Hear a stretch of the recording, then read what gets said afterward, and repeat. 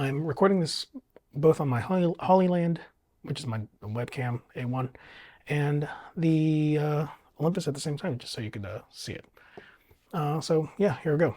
I started a gaming channel not too long ago, and I wanted to stream some gameplay, as one would want to. As I said before, my main streaming rig is the Olympus EM1 Mark II with the 17mm f1.7. It's a great setup, and it's a camera that I've pretty much retired from my regular work, so it's been relegated to this being a webcam. I originally purchased the Alice camera, but they took off the webcam feature. I'll perhaps do a long-term review of it as a paperweight that I've waited well over 3 years to get.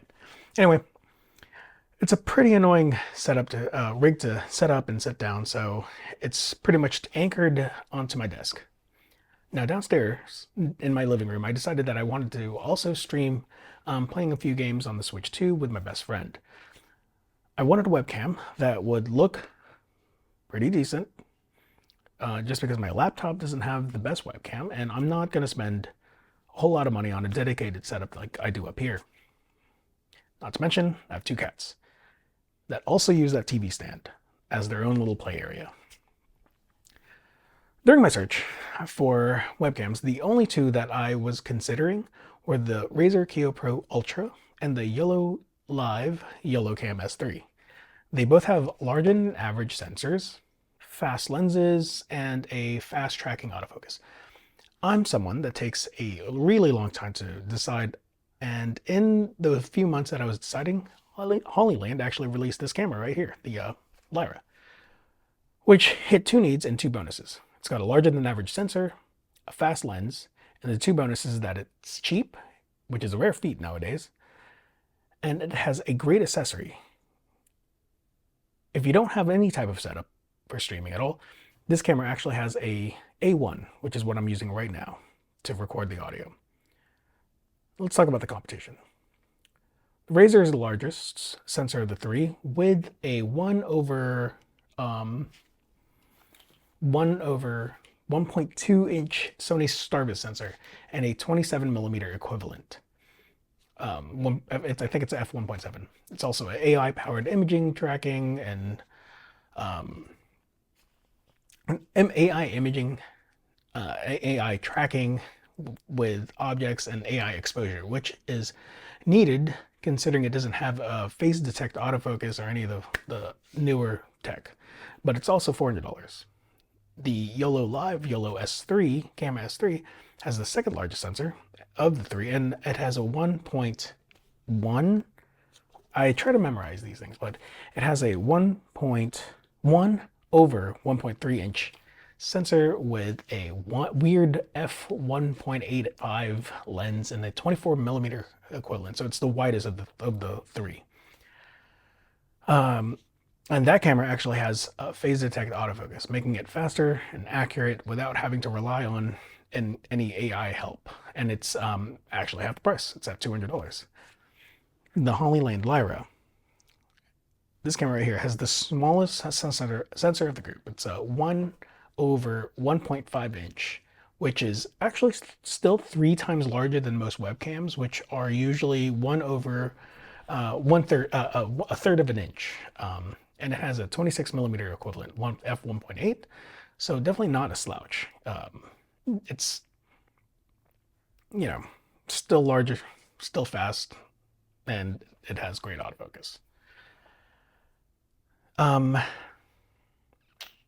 The best part is, okay, so the camera's $150, and for $10 more, you actually can get you get this camera, this microphone, the Hollyland A1, which is from my experience a pretty good microphone. I actually had one for a little bit, which I used on my iPhone, and it worked. It was really great, and it was pretty cheap, which is why I bought it. Anyway, this makes the LYRA a near complete tool for anyone wanting to stream, and it's just $160. I mean, if you add in a cheap panel light and whatever accessories you need for gaming or reacting, that's it. you'll be ready to stream or record yourself after that. Both the Hollyland and the YOLOcam have phase detect autofocus, which is important for accuracy if you're trying to hold things up, um, like if you are reviewing gaming stuff, or if you're holding food or whatever. It's actually really useful for that kind of thing. And that having face detect is a bigger benefit than using AI assist tools, because sometimes the AI assist tools do not work very well. The Razor is the weakest in this category because it does not have phase detect autofocus, and that's slightly disappointing considering that it's double the price of these other two cameras. But it is also understandable because it is the oldest of the three. But with that said, it does have the best design sensor. The Sony Starvis 2, which is known for having the best dynamic range and the best low light performance in this category of sensor size. I cannot compare the image quality between these three cameras. I don't own all three. That's a lot of money, but I do watch a lot of comparison videos, as a lot of you probably do as well, and it really is clear the Razor is a superior camera. If you want a great comparison video, check out BadIntent Stream Tech reviews video on the YOLOcam S3. I'm going to go ahead and link that somewhere below or up here somewhere. But let's check out how the programs look at themselves. Okay, so this is what the Lyra app looks like. Please forgive me for how it looks weird. Those white ends, they're not actually white on the app. I don't want to screenshot it. I don't want to screen record. I'm using OBS to record everything just because it's higher quality. But the white area, just pretend that's gray, and that's what it'll look like. So not that big, not that different, honestly. In the app itself, it's pretty basic. Top here, you can choose between landscape and portrait. As I showed earlier, the camera has a magnet where you can shoot in portrait and landscape. You can change the frame rates here. I prefer 4K 30. You could rotate these 180 degrees, or if you are going to be shooting in portrait mode, this will, oh, right. So you actually have to end the live cam for you to be able to switch it, but I'll do that I'll do that later. If you hear rustling or a ball, a jingly ball, I have a new cat. His name's Purin, and he plays with all the toys. All right, so to get the most out of this camera, you are going to need a pretty bright light. It is not the best in low light. Not, I can't contest how, I can't compare it to the other two cameras, but maybe one day I'll be able to get that and do a proper test. But in the meantime, I already sent you a link on who you can see, so you can have a better comparison between both those other two cameras, the Razor and the live cam. I think, I can't remember at the top of my head. The live cam Solo 3 or whatever, the S3. But that guy did a phenomenal job of breaking it down, and it's a pretty long video, so highly recommend. But in terms of the Hollyland LYRA, these are the settings that I recommend. These others are going to change for you, maybe, but especially white balance, because I have a yellow light. But okay, let's just break it down. I keep it as white as possible. If I want to crop, I'll crop into it. I'll crop in OBS instead. I keep face priority on. Anti-flicker. This is for the hertz, depending on what region you live. I think that, yeah, so if you have anti-flicker off, you can actually change the shutter speed in more depth. But but I just keep it at 60 hertz because all I really need is 1/160th of a second, because it is the 180-degree rule, shutter rule, in terms of cameras. I'm shooting at 4K 30, so you want to keep the shutter speed double what the frame rate is. So 1/60th is what I'm going to keep it at. And ISO, I want this to be as low as possible. That's the reason why I have my lights in full blast. It gets noisier. Here, I'll show you. So, oop.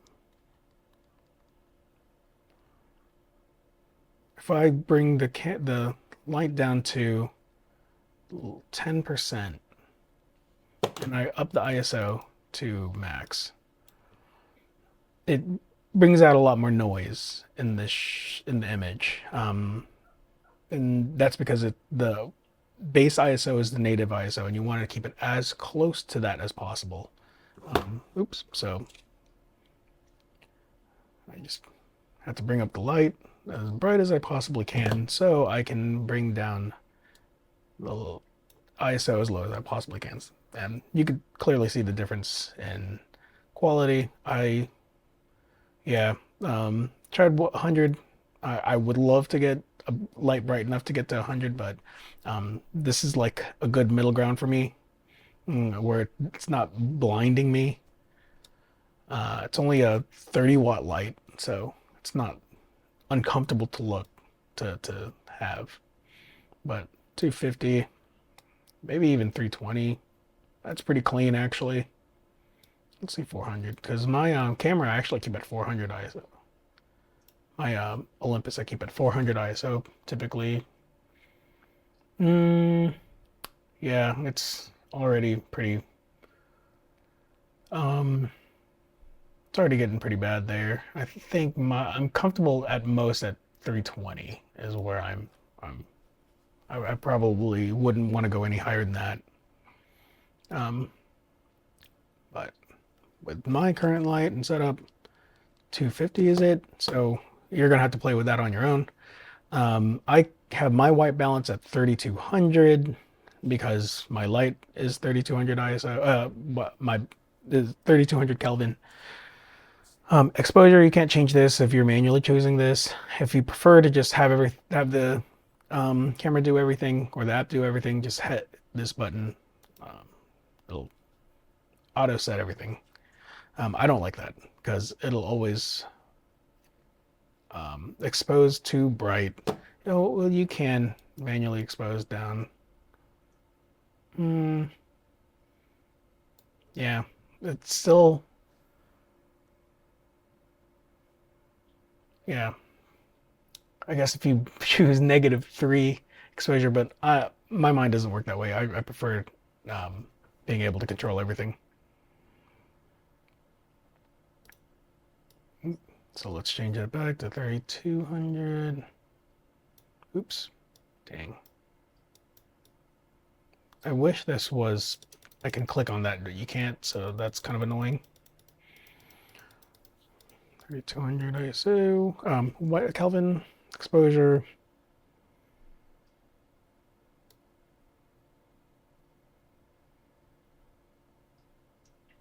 Oh, that's weird. It wasn't clickable before, so that's kind of off-putting. It's throwing me off a bit.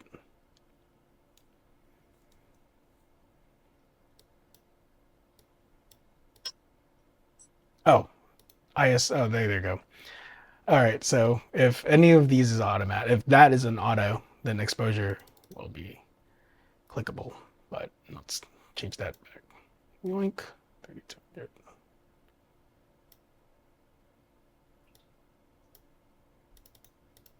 Okay, all right, that's back off. Whoa. 20 now, 350. This is maxed out, right? All right, cool. And then contrast. The camera itself has decent dynamic range, surprisingly. But I do want to see more of the shadows. If you look like these ends here, It's really nothing like that right there. It's pretty washed out, and you can barely see my skates and then my shoes. So I just play with the contrast down a little bit. Not too bad. Just enough so you can see a little bit detailed that something is there. I mean, it's really just kind of trash back there. I don't really have anything important, but I also just don't like. I don't know. It's a personal thing. Maybe if you don't care, then you don't care. Just keep everything else as is.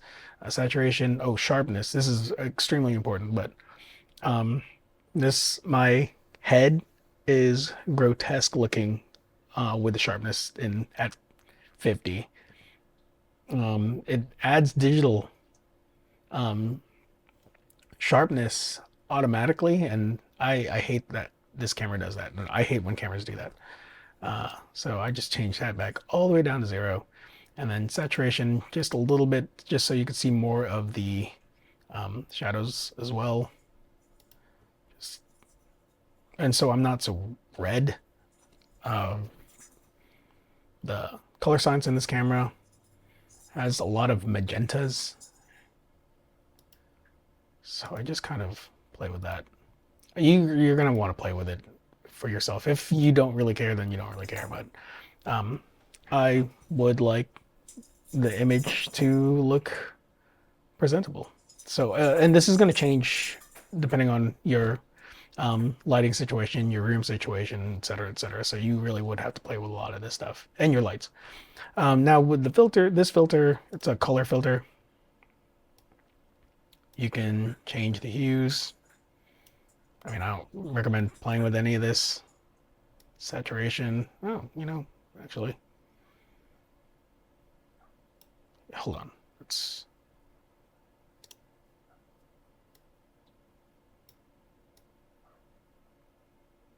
it's not really. I'm not doing anything better.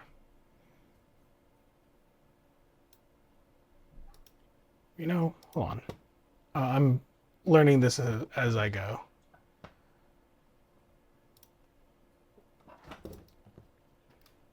No, I don't like it. So I'm gonna take that out. But yeah, I guess what you're gonna have to do is play yourself to see if this is actually something usable for you. Put this right here, like my cheeks. Maybe it might be my monitor. I don't know if you're gonna be getting this, but I don't like that. Ew. Hey, hold on. That looks a little bit better.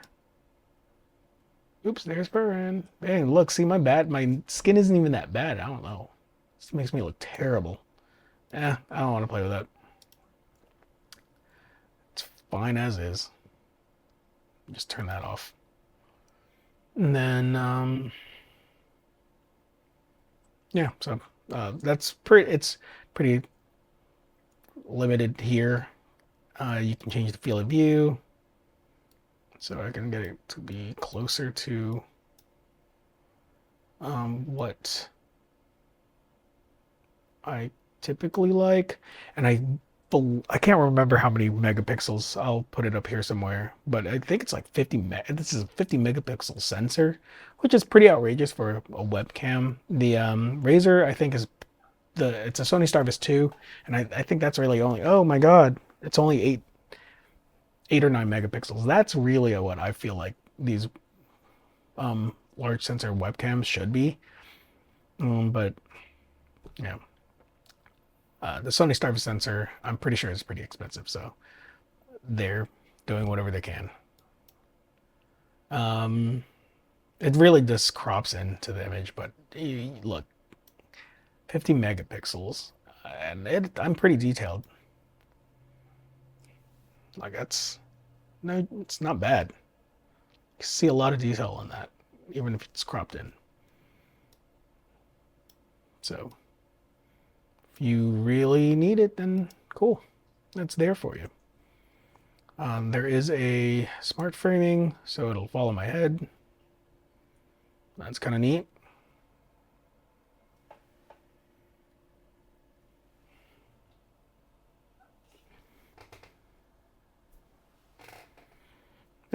Yeah. If you move around a lot and you didn't want to get the Ozbot actually has a gimbal head, so that would be if you move around a lot in your studio, you probably need that instead. But this is okay alternative for 150 bucks. Um, I don't want that though.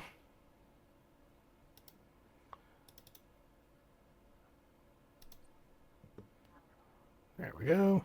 And then overlay. Just I haven't actually stuck with any of these, but blah, that's what it looks like.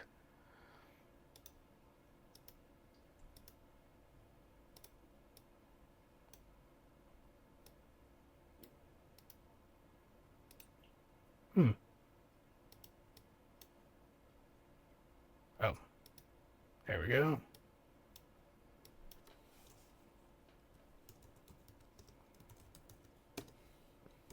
Oops. That's just if you have layers, if you want to crop it. Oink.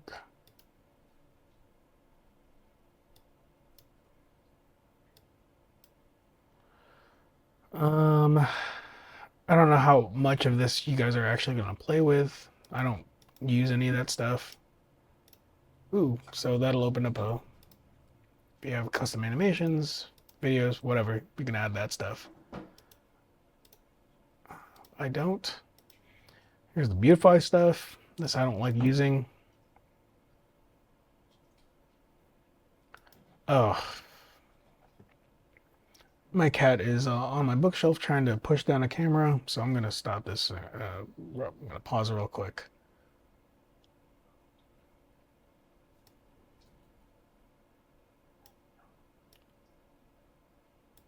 I mean, it actually doesn't smooth it too badly. But man, this like makes me look extra oily. And I know I have this, but the rest of my face, you can't even see that in real life. It's picking up things that are under my skin, I feel like. Hmm. I don't know how I feel about that one. Okay, so that's not too extreme. Honestly, it's not too bad, I think. I still just don't prefer using them. And if you have a green screen, there's a green screen setting. I don't have a green screen, so can't show that to you. But yeah, pretty good here. Okay, real quick, I just wanted to show how this whole thing looks on. Let me take this off. How this whole thing looks on MacBooks or on Macs. I'm on a Mac Mini, M1 Mac Mini, if that matters to you. So it's older. It's not the newest Mac series, but works for me. There is quite a bit of a difference. I just plugged it in and then turned it on, and what's cool is it does save it in the camera because all my settings are. Oh, let me use this. Whoop, there you go. All my settings are exactly the same from when I unplugged it from my Windows machine and plugged it into this.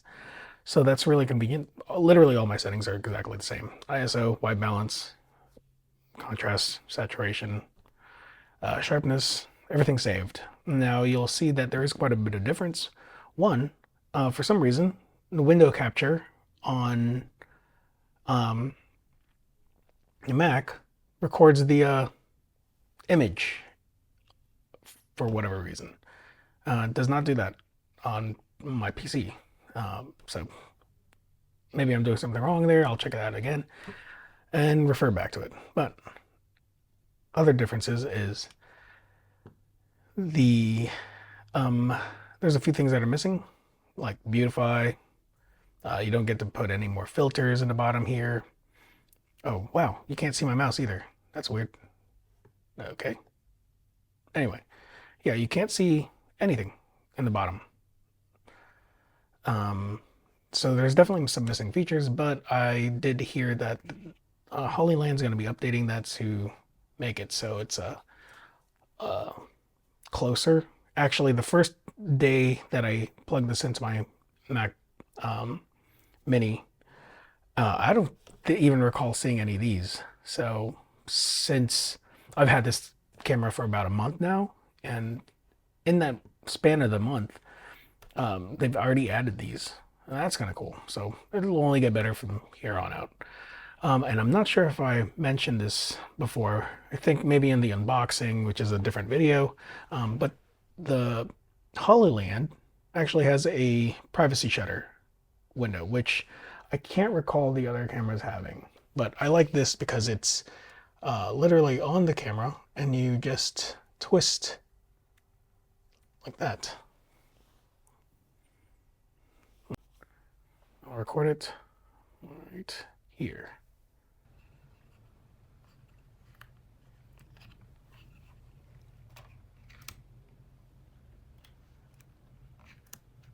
Yeah, that's pretty cool. But yeah, it's a great camera overall. I think now I'll insert my closing from here on out. Okay, this is Future Alpaco speaking. I'm on my PC with the Hollyland, and I knew something was weird when I was recording this on the on my Mac, but the image quality looks completely different between Mac and PC. I'm actually on recording this through OBS, and there's definitely no way to show the image from the window here. I've tried multiple different ways, and it's not doing anything. And then here, I'm going to enlarge the actual, because what I've had to do is just kind of do a window in window thing, just so I can show the whole thing. It's very clear that there's like a weird contrast difference between the PC, recording on the PC and recording on the on Mac. Don't know what that is. It's annoying, that inconsistency, but that is something that you may want to be aware of. Luckily, I'm only using this for on PC typically, unless I'm doing a Zoom meeting with client or with my day job, which in that case the image quality doesn't even work, doesn't even really matter. So no, at the moment it doesn't really bother me, but it may bother you, so just wanted to note that there. There we go. You're seeing this all in real time. All right, so back to the app. Yeah, so here you can actually record the resolution, but you can't do that in the Mac version. So that's, yeah, you can switch and rotate 180, 90, and mirror. Like I said, you have the filter and the beautify. Hopefully they'll add that to the Mac version. All right, that's it. Back to future me. Now, for me personally, I just wanted a really good webcam. If I wanted the absolute best image quality in a webcam, I would have gone with the Razer Kiyo Pro Ultra. That would have been the best. It's still lowest megapixel out of 3, but it's the best sensor design, with the best low light performance, and has the most dynamic range of the group. It's a couple of years older than the others, but maybe there's a Mark II coming out sometime in the near future.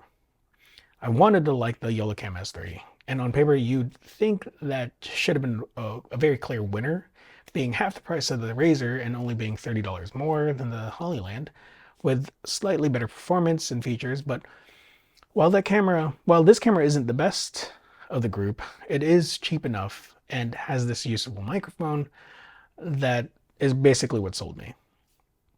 It saves me from having to buy a dedicated microphone for streaming in my living room. And yeah, so that pretty much ends that. I so far do recommend Hollyland, and if you wouldn't mind, um, if you wouldn't mind following my camera and filmmaking channel, um, and I also have a TV movie review reaction channel that both I just my camera channel I've had for a few years now, but I've been very inactive. But my TV and movie review I started middle of last year and haven't really uploaded much, but I am desperate for trying to create something that's mine and make some sort of, I don't even really know, following, income, um, just something to do, honestly. I was not in a good mental headspace for quite some time, but last year and a little bit of the year before were years that I was really building myself outside, and I couldn't really juggle um, having that other YouTube channel. But now um, I don't know. I just feel like this is something that I really want to do, and I would love for as many of you to join me. Let's just hang out and have some fun here. But yeah, if you wouldn't mind, I'll keep those links below, and I would be really appreciative of it. Have a great day.